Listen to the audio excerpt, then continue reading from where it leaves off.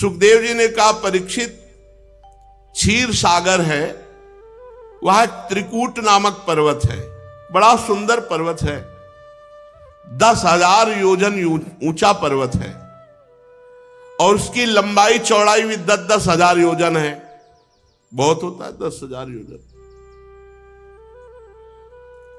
और ये पर्वत 3 धातुओं से बना हुआ है, सोना, चांदी और लौह। 10,000 योजन चौड़ा, 10,000 योजन लंबा, और सोने, चांदी और लोहे से पूरा पर्वत। दिशाओं में जगमगाता रहता है, ऐसे शिखर है। और रत्न धातु ये तो बिखरी पड़ी है, रतन। त्रिकूट नामक पर्वत, और विविध प्रकार के वृक्ष, लताएं, झाड़ियां, झरने, चारों ओर समुद्र टकराता रहता है।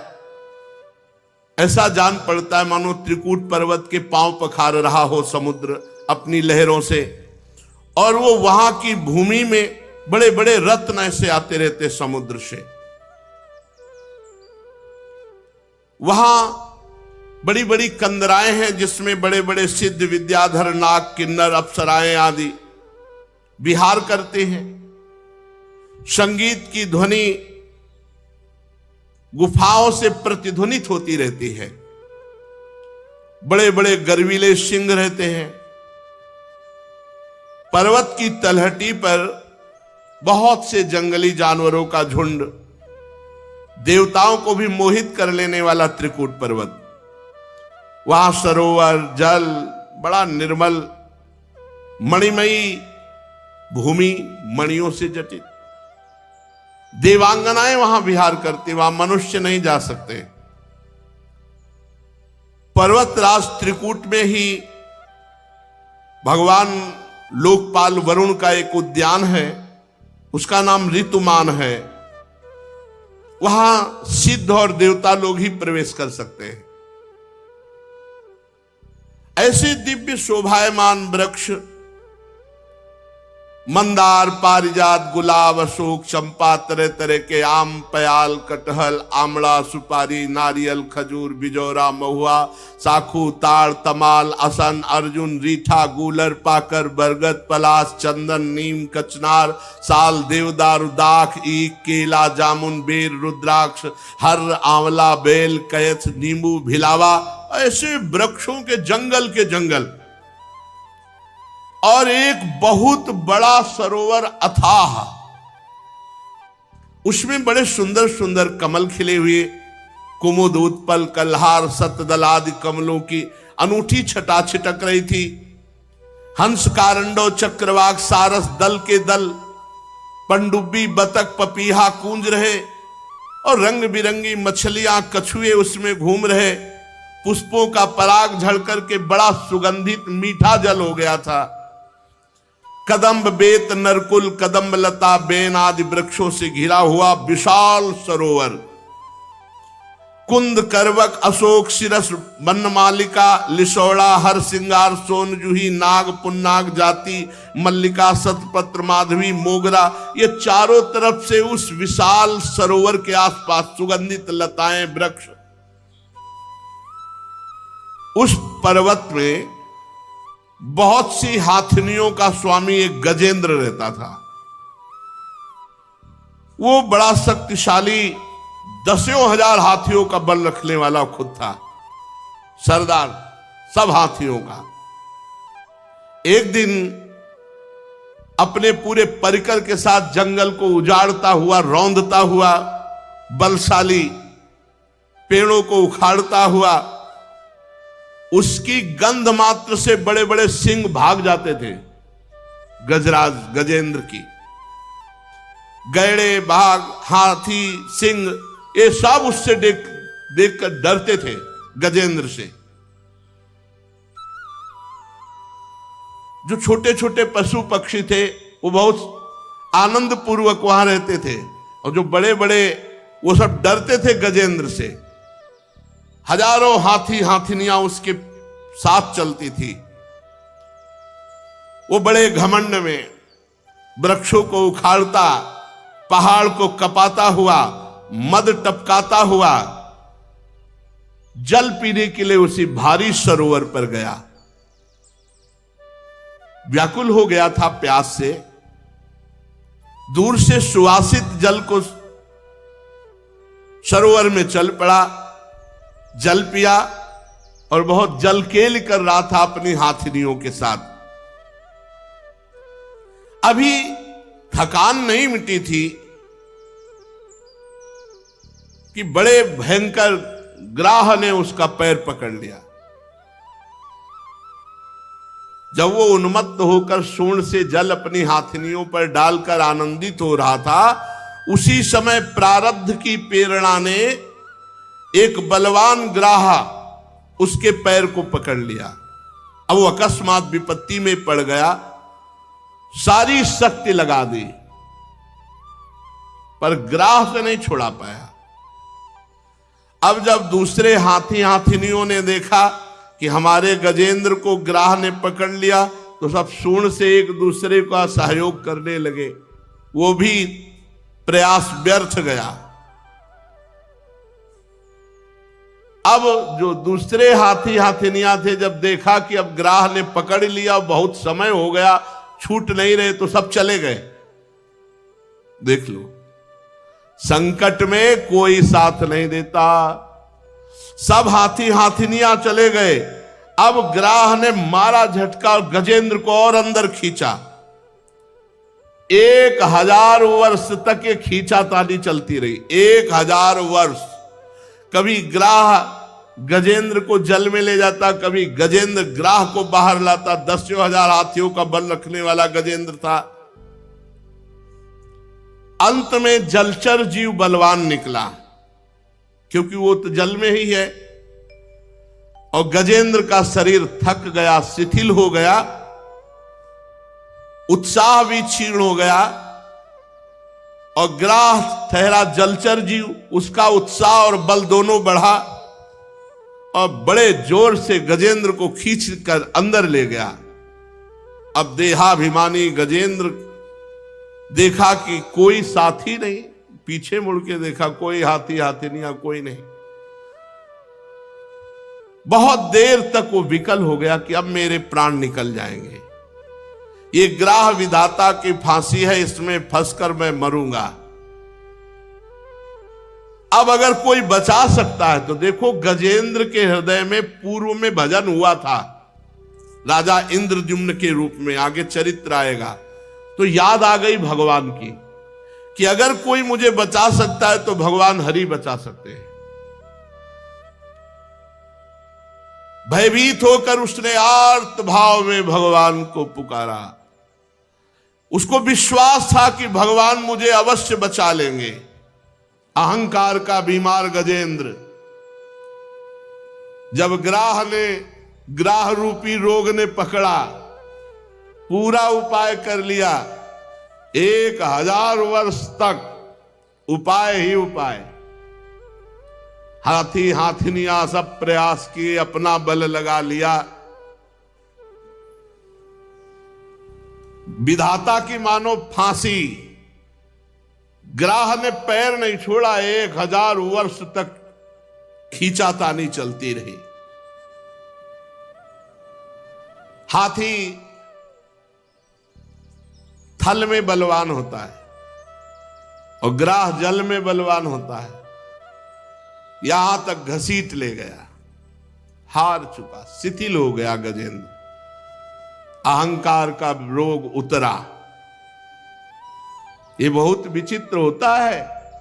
हम तुम तो मां के गर्भ से पैदा हुए हैं, द्रौपदी जी यज्ञ कुंड से पैदा हुई है, दिव्य हैं।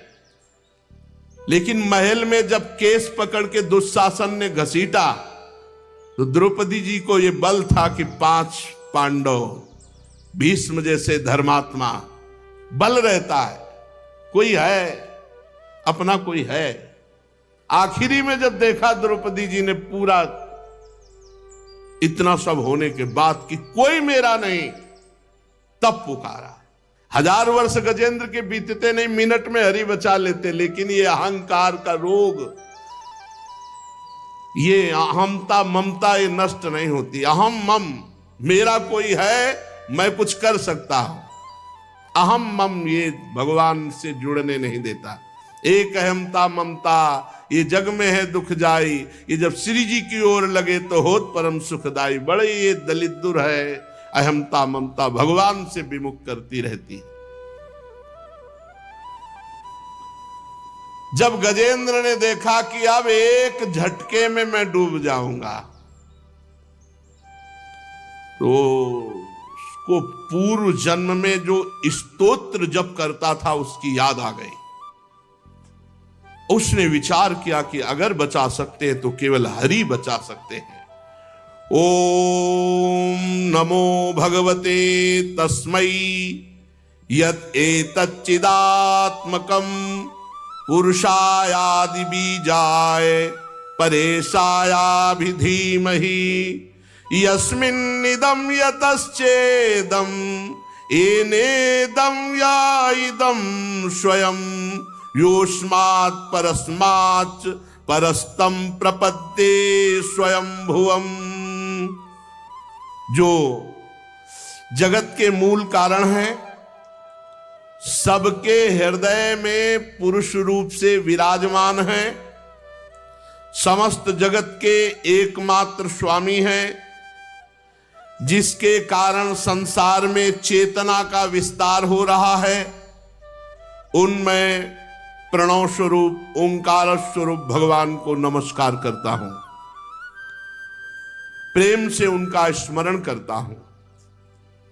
ये संसार यस्मिन् निदम यतश्चेदम येनेदम या इदम स्वयं, आहा, स्वयं भगवान ये संसार बने हुए हैं, स्वयं भगवान।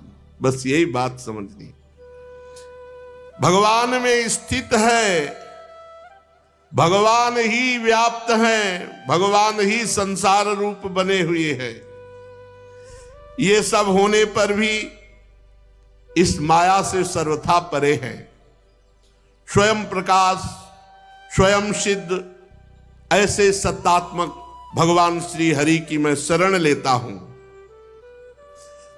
यह स्वात्मनीदम निज माययार्पितम क्वचिद विभातम क्वच तत्तिरोहितम अविद्ध दृक्साक्षु भयम तदीक्षते सा आत्ममूलो वतुमाम परात्परः। ये विश्व प्रपंच उन्हीं की माया से उनमें अध्यस्त है।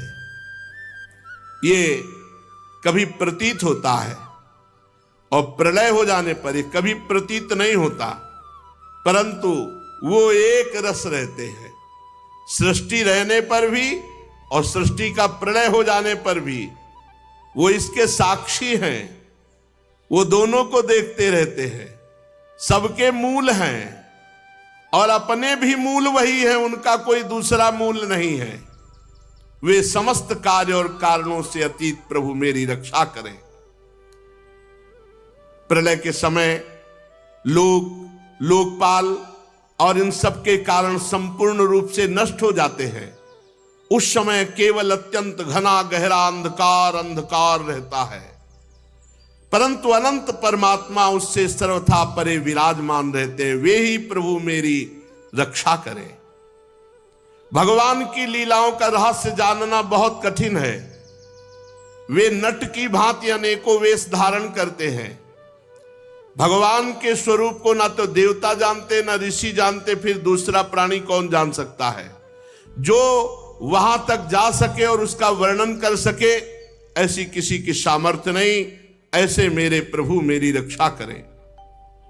जिनके परम मंगलमय स्वरूप का दर्शन करने के लिए महात्मा गण संसार की समस्त आसक्तियों का परित्याग कर देते हैं और एकांत में अखंड भाव से ब्रह्मचर्य आदि अलौकिक व्रतों का पालन करते हुए अपने आत्मा को सबके हृदय में विराजमान देखकर स्वाभाविक ही सबकी भलाई करते हैं, वे मुनियों के सर्वस्व भगवान मेरे सहायक हैं, मेरी गति है।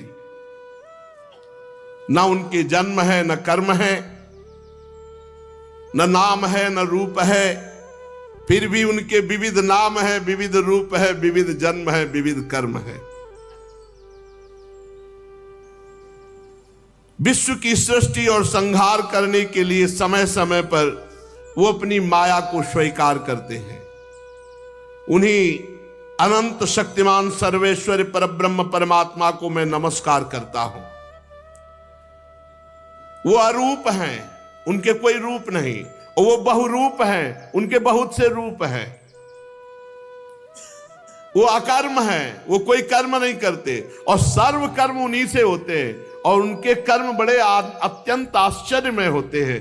ऐसे सर्वाश्चर्य में भगवान की मैं शरण में हूं, मैं उनको नमस्कार करता हूं। स्वयं प्रकाश, सबके साक्षी परमात्मा को मैं नमस्कार करता हूं। मन वाणी चित्त से अत्यंत दूर उन भगवान को मैं नमस्कार करता हूं। विवेकी पुरुष कर्म संन्यास अथवा कर्म समर्पण के द्वारा अपने अंतःकरण को शुद्ध करके जिन्हें प्राप्त करते हैं, स्वयं तो नित्य मुक्त परमानंद ज्ञान स्वरूप हो जाते हैं, वो दूसरों को भी भगवत प्राप्ति करा देते हैं। ऐसे भगवान श्री हरि को मैं नमस्कार करता हूं। भगवान सतोगुण रजोगुण तमोगुण, इन तीन गुणों के धर्म को स्वीकार करके शांत घोर और मूढ़ अवस्था भी धारण करते हैं, और वो तीनों गुणों से परे भी रहते हैं। ऐसे भगवान को मैं नमस्कार करता हूं, बार बार नमस्कार करता हूं। हे प्रभु, आप सबके स्वामी हैं, समस्त क्षेत्रों के एकमात्र ज्ञाता, सर्व साक्षी हैं। हे सर्व साक्षी प्रभु, मैं नमस्कार करता हूं।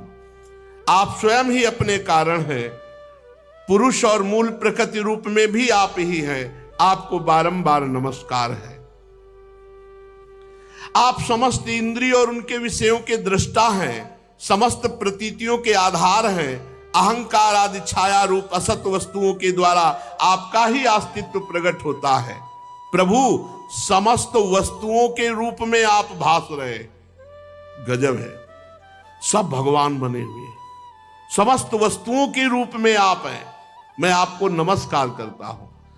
आप सबके मूल कारण हैं, आपका कोई कारण नहीं, तथा कारण न होने पर भी आप में विकार या परिणाम नहीं होता, इसलिए आप अनोखे हैं। आपको मेरा बार बार नमस्कार है। जैसे समस्त नदी झरने कहीं भी हो, वो सब समुद्र से ही निकले, समुद्र में ही जाएंगे। समुद्र से सूर्य रश्मियां जल खींचती हैं, वर्षा करती हैं, उसी से तालाब, झरने, झील, नदियां और सबका पानी फिर वहीं पहुंच जाता है। वैसे ही आप समस्त वेद शास्त्रों के परम तात्पर्य हैं। आप मोक्ष स्वरूप हैं। संत जन आपकी शरण ग्रहण करते, अतः भगवान आपको नमस्कार है। जैसे यज्ञ के काष्ठ अरण्य में अग्नि गुप्त रहती है और मंथन करने पर प्रकट होती है, ऐसे इस जगत में माया से आप ढके हुए हैं, पर मंथन करे विचार ज्ञान तो आपका अनुभव होता है। प्रभु, गुणों में क्षोभ होने पर उनके द्वारा विविध प्रकार की सृष्टि की रचना का आप संकल्प करते हैं। जो लोग सन्यासी हैं वो कर्म संन्यास करके, जो भक्त हैं वो कर्म समर्पण करके, आत्म तत्व का ज्ञान प्राप्त करके वो वेद शास्त्रों के ऊपर उठ जाते हैं। ऐसे आत्मा के स्वरूप में आप ही सबके विराजमान हैं। ऐसे श्री हरि को मैं नमस्कार करता हूं। जैसे कोई दयालु पुरुष फंदे में पड़े हुए पशु का बंधन काट दे, वैसे ही आप शरणागतों के माया बंधन को काट देते हैं। आप नित्य मुक्त हैं, परम करुणामय हैं। भक्तों का कल्याण करने में आप कभी आलस्य नहीं करते। आपके चरणों में मेरा नमस्कार है।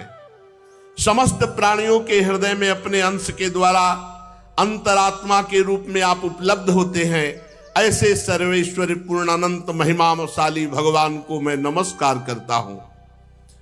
जो स्त्री में आसक्त है, शरीर में आसक्त है, पुत्र में आसक्त है, बड़े बूढ़ों, माता पिता, ग्रह संपत्ति, इनमें आसक्त है और आपका भजन नहीं करता, बड़ी कठिन माया है, पार करना बड़ा मुश्किल है और वो दुर्गति को प्राप्त होते हैं। क्योंकि जब तक आपका भजन नहीं होगा, जब तक आप में आसक्ति नहीं होगी, तब तक माया मुक्त नहीं हुआ जा सकता। जीवन मुक्त पुरुष सदैव आपका निरंतर हृदय में चिंतन करते रहते हैं। ऐसे सर्वेश्वर ज्ञान स्वरूप श्री भगवान को नमस्कार है,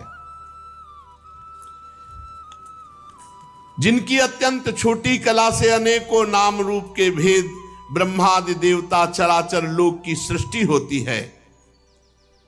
उन भगवान को मैं मन से, बुद्धि से, इंद्री से, शरीर से नमस्कार करता हूं।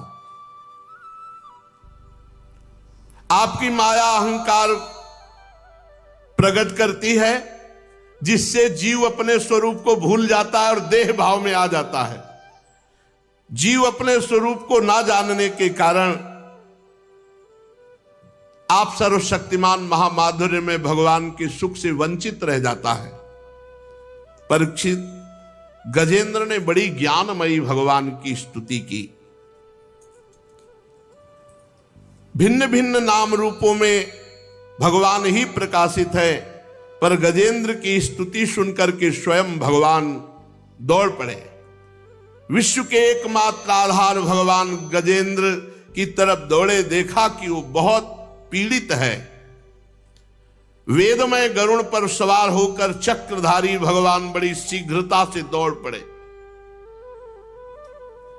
सरोवर के भीतर बलवान ग्राह ने गजेंद्र को पकड़ रखा था। गजेंद्र बस डूबने ही वाला था। उसने देखा कि आकाश में गरुड़ पर सवार, हाथ में सुदर्शन चक्र लिए हुए भगवान श्री हरि। उसने उस सरोवर से पुष्प सूर्ण में लिया और ऊपर उठाया और बड़े आर्त भाव से भगवान को पुकारा, हे हरि, हे नारायण, हे जगत गुरु, हे भगवान, आपको नमस्कार है। कूद पड़े भगवान, गरुड़ जी को छोड़ दिया और एक हाथ से पकड़ करके ग्राह और गजेंद्र दोनों को बाहर निकाला और सुदर्शन चक्र से ग्राह को परम पद दिया और गजेंद्र को भगवान दुलार किए।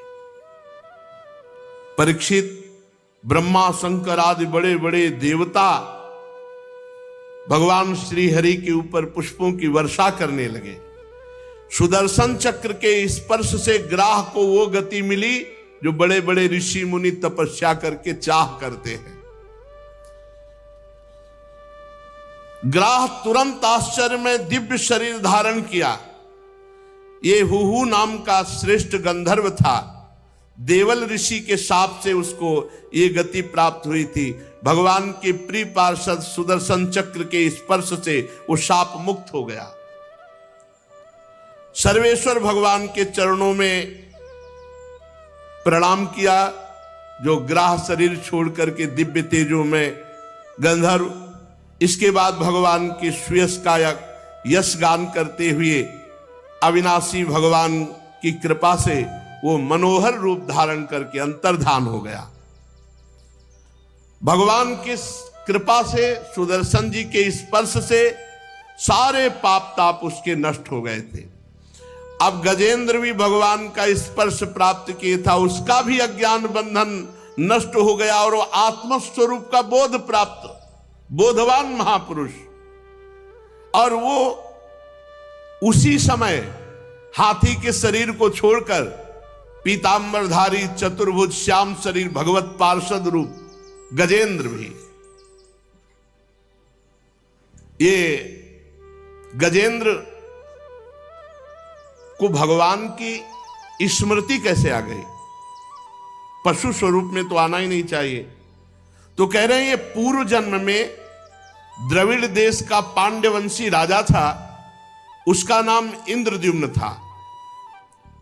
वो भगवान का श्रेष्ठ उपासक, अत्यंत यशस्वी राजा था।